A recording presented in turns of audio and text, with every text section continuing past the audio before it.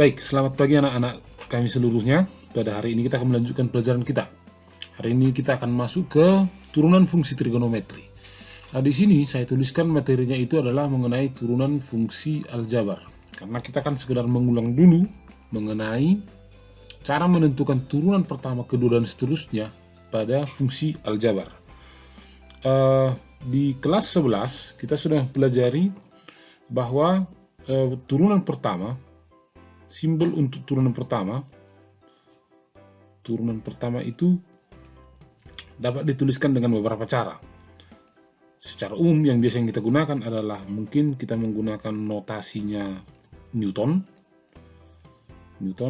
atau yang kedua itu notasinya Leibniz, notasi dari Leibniz.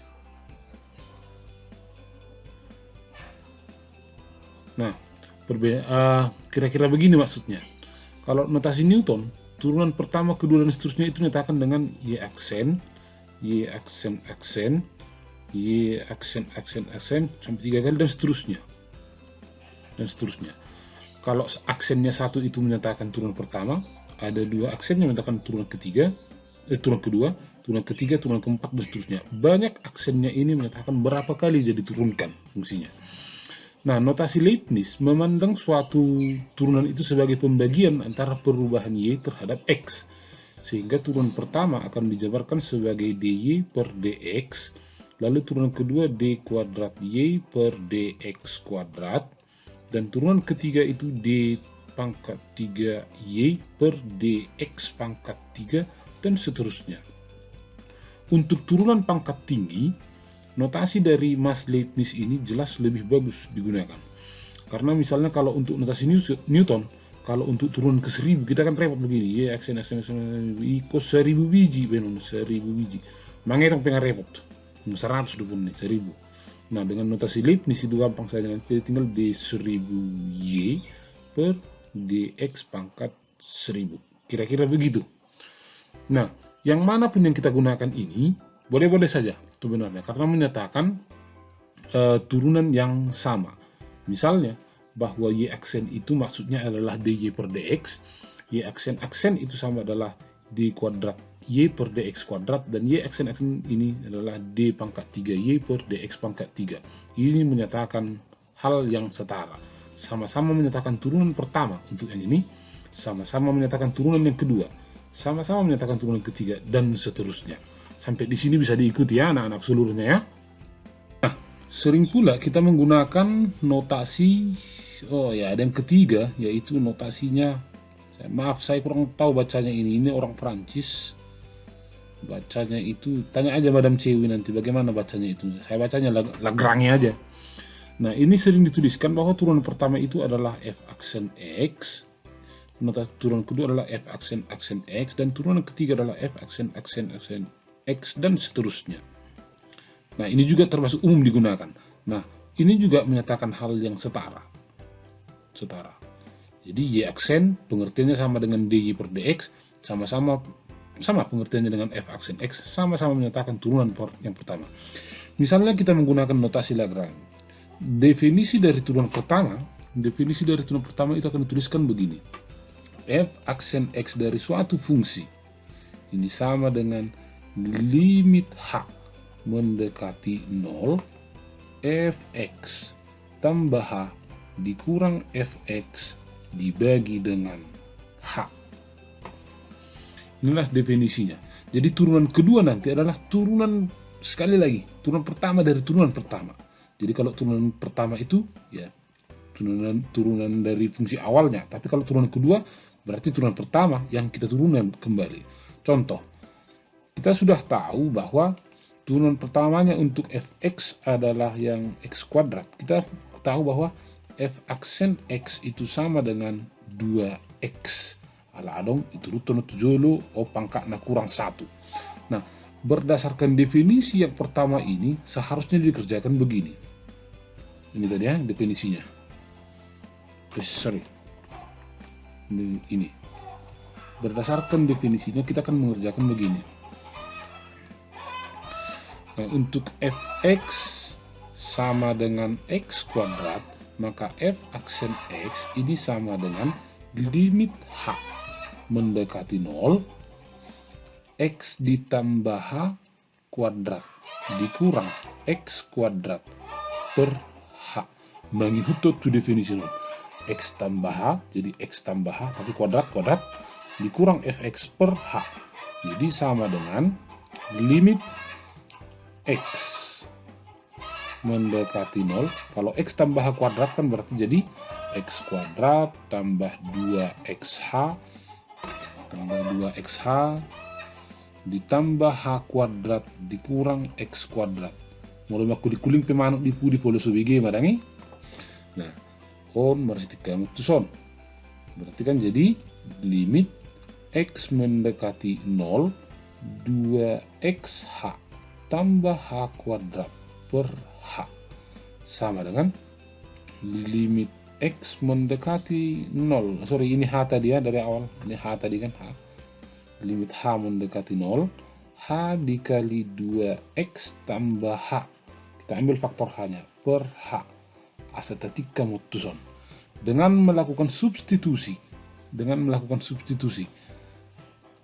h-nya sama dengan 0, berarti kan jadi 2x tambah 0 sama dengan 2x.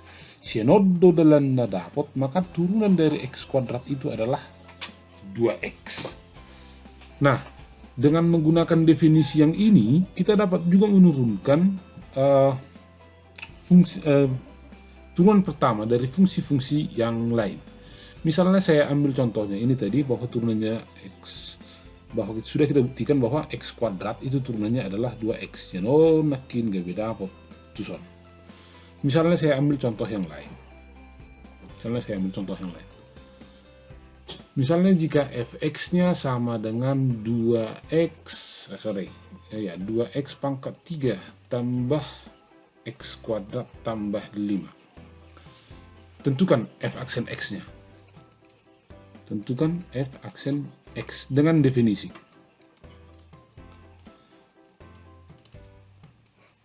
Dengan melakukan pendefinisian. Nah, kalau misalnya tanpa definisi berdasarkan sifat yang sudah kita pelajari di kelas 11 bahwa ini f aksen x boleh saja kan jadi 3 kali 2 onom x pangkat 3 dikurang 1 2 tambah turunannya x kuadrat tadi 2x dan turunannya 5 itu 0. Maka hasilnya adalah 6x kuadrat tambah 2x. Dengan melakukan definisi maka akan kita jabarkan begini. Kita akan buktikan bahwa turunannya ini adalah 6x kuadrat tambah 2x. F aksen x berarti sama dengan 2 kali setiap x yang ada di sini kita ganti jadi x tambah h.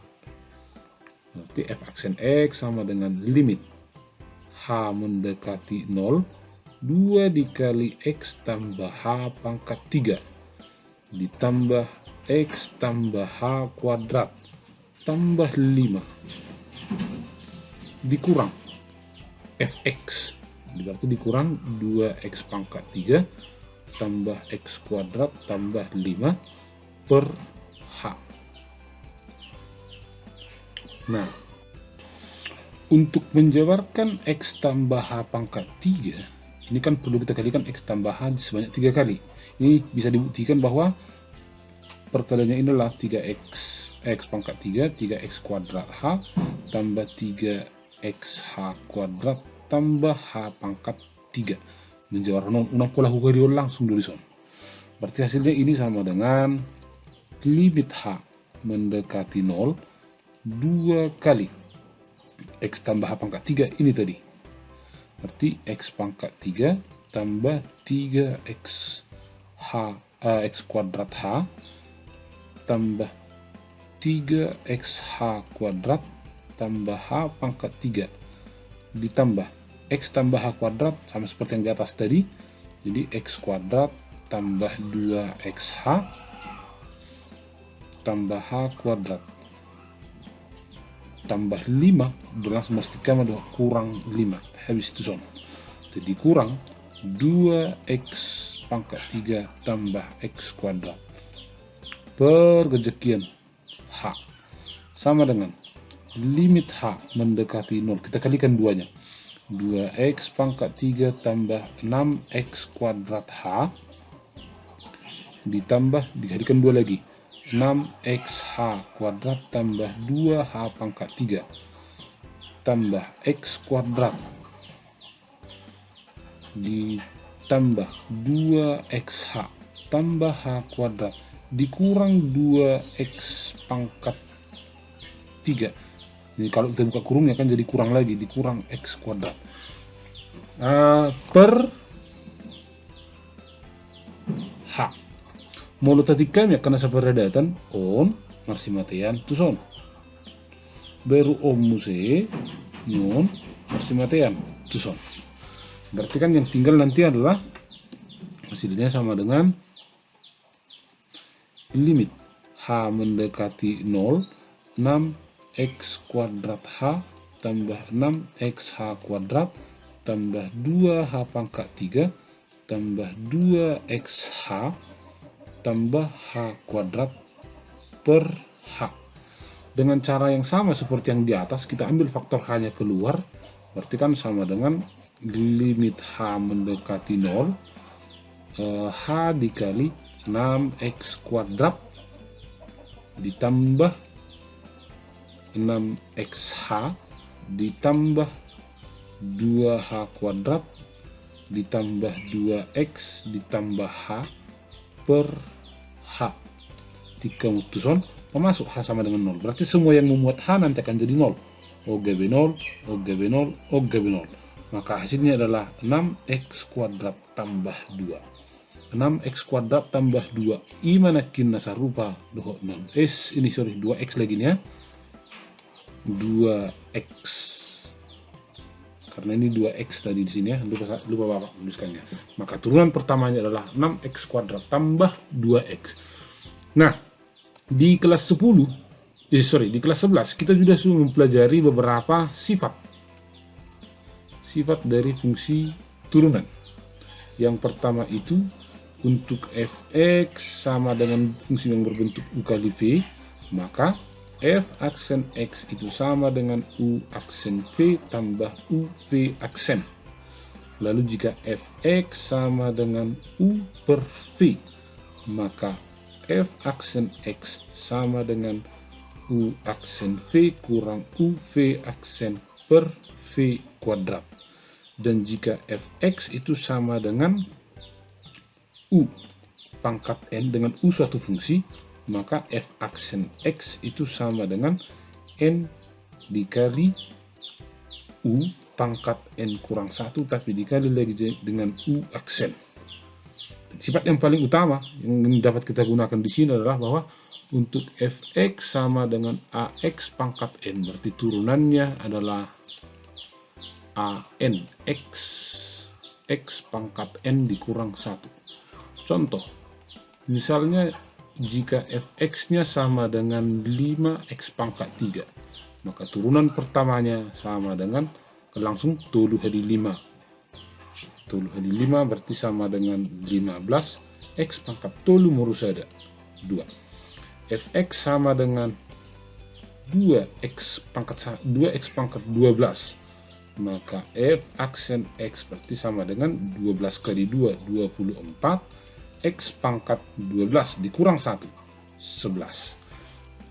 Kita perluas ceritanya. Misalnya jika fx-nya sama dengan 1 per x, berarti kan ini nggak bisa langsung diturunkan, harus diubah dulu jadi fx sama dengan x pangkat min 1. Maka f aksen x-nya sama dengan min 1 dikali 1, jadi min x pangkat minus 2, berarti sama dengan min 1 per x kuadrat. Dan seterusnya. Fx sama dengan 1 per x kuadrat. Ini harus diubah dulu. Jadi fx berarti sama dengan x pangkat minus 2, maka f aksen x sama dengan minus 2 x pangkat minus 3 atau minus 2 per x pangkat 3. Demikian selanjutnya. Kurang coba contohnya. Misalnya untuk fx sama dengan akar x. Akar x yang ini harus diubah dulu jadi bentuk fx sama dengan x pangkat setengah. Maka f aksen x ini sama dengan setengah x pangkat min setengah. Agar lebih rapi, ini akan dituliskan jadi setengah dikali 1 per x pangkat setengah. X pangkat setengah sendiri adalah akar x, berarti jadi 1 kali 1, 1 per 2 dikali akar x, berarti 1 per 2 akar x. Kira-kira begitu cara penentuan turunannya. Itu saja video Bapak untuk hari ini. Mudah-mudahan bermanfaat. Hanya sekedar mengulang dari pelajaran di kelas 11. Nanti akan ada muncul tugas mau dikerjakan dengan batas itu hanya sampai jam 18 hari ini.